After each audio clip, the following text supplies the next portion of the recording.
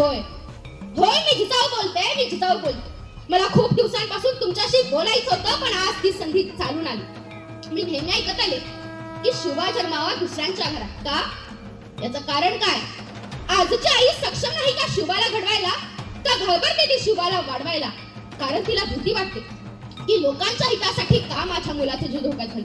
जो मरणाला भीत जगतो तो कधीच मेलेला असतो, आणि जो मरणाशी दोन हात करतो तो कधीच मरत नसतो. एक सांगते, वाघाच्या व्हायला काळीच देखील वाघिणीचंच लागतं. वाघाच्या व्हायला काळीच देखील वाघिणीचंच लागतं. तेव्हाच भल्याभल्यांचं शिर आपल्या पायावर.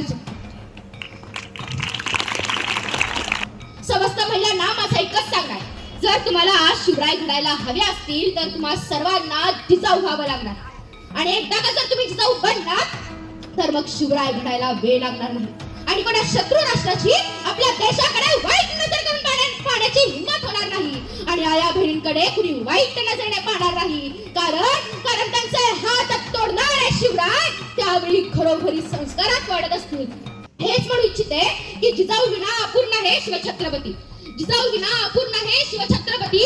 शिवछत्रपती विना नाही देशाची गती. जिजाऊकडून तुम्ही संस्कारांची प्रेरणा घ्या आणि आपल्या मुलास देशभक्तीचे शिक्षण द्या.